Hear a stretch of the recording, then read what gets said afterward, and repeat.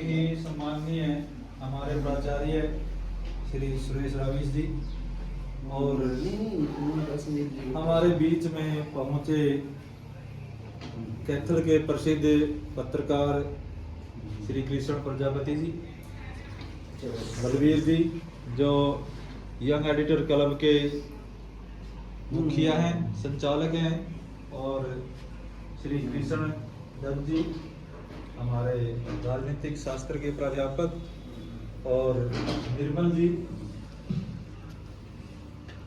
आज का जो दिन है हमारे लिए एक विशेष दिन है।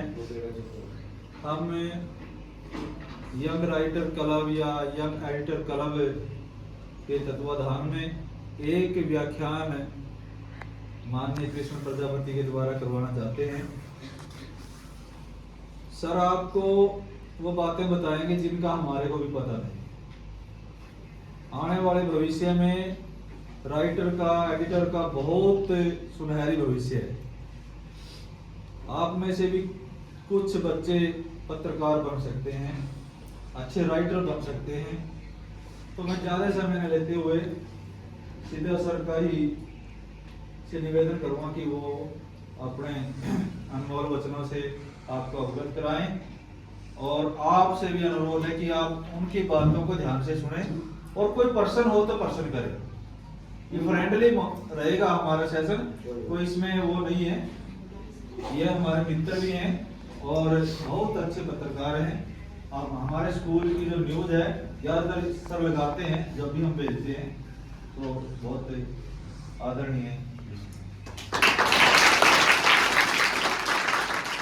सर आपको ये भी बताएंगे कि राइटर में और एडिटर में कि व्हाट इज द डिफरेंस, और एक एडिटर क्या होता है। हम कुछ बच्चे हैं जिनके एप्टीट्यूड है ना, वो राइटर बनने के हैं, एडिटर बनने के हैं, पत्रकारिता में जाना चाहते हैं, उनके लिए स्पेशलिस्ट टाइप ऑफ जो सेमिनार है ना, यानी कि हेल्ड किया गया है। तो इस प्रकार एक एडिटर क्या होता है, राइटर क्या होता है, और यंग राइटर का मतलब है आप यंग हो, और इसमें आप में एडिटर बनने की, पत्रकारिता की जो आदतें हैं, जो हैबिट है, वो कैसे इनकलकेट की जाए, कैसे डाली जाए। तो इस प्रकार का आपका एक व्याख्यान है, सेमिनार है, जो हमने माननीय श्री कृष्ण प्रजापति के द्वारा अरेंज करवाया है और आपके टीचरों के सहयोग से। Good afternoon all of you. Good afternoon all of you. आप नहीं बोलते, आपको भी तो बात कर रहे हैं मैं। Good afternoon all of you. तो PM श्री राजकीय वरिष्ठ माध्यमिक विद्यालय सोनगढ़ में आज विशेष व्याख्यान के लिए आमंत्रित करने पर मैं आदरणीय मामला राम जी का, कृष्ण दत्त जी का, निर्मल जी का और समस्त हमारे जो स्टाफ सदस्य हैं उनका मैं बहुत बहुत धन्यवाद करता हूं कि आपने मुझे एक देश के कर्णधार, ऊर्जावान युवाओं से रूबरू होने का मौका दिया। हम फर्स्ट ऑफ ऑल बातचीत कर लेते हैं, क्योंकि हम किसी से भी बातचीत करते हैं तो सबसे पहले क्या जरूरी होता है, क्या जरूरी होता है? इंट्रोडक्शन। या हम किसी अनजान व्यक्ति से भी बातचीत कर लेते हैं, करते हैं नहीं करते हैं? अनजान से भी कर लेते हैं। आज मैं आपको जानता नहीं हूँ, ये लड़के बता देंगे इसके मम्मी कहाँ हैं, इसके नाने कहाँ हैं, या इसकी मम्मी पापा के एड्रेस, इनके घर के पैसे कहाँ रखे हैं, बता दोगे? तो सबसे पहले क्या जरूरी है, हमारा एक दूसरे से परिचित होना जरूरी है। तो मैं संक्षेप में अपना परिचय देता हूँ।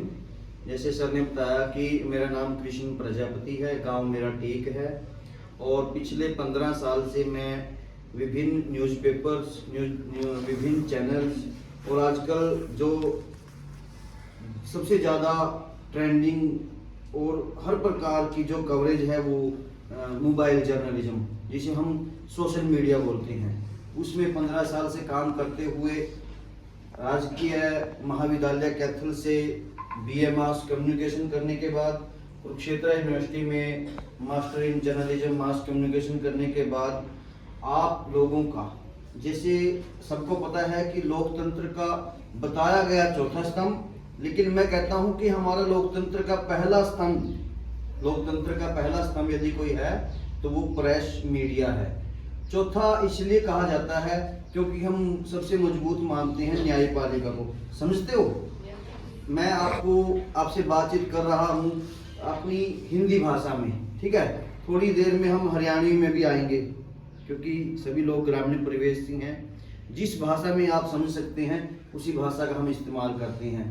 तो मैं बता रहा था कि प्रेस मीडिया न्यायपालिका, कार्यपालिका और विधानपालिका, और उसके बाद जब सबसे पहले आता है वैसे प्रेस, लेकिन लोगों का कथन के अनुसार चौथा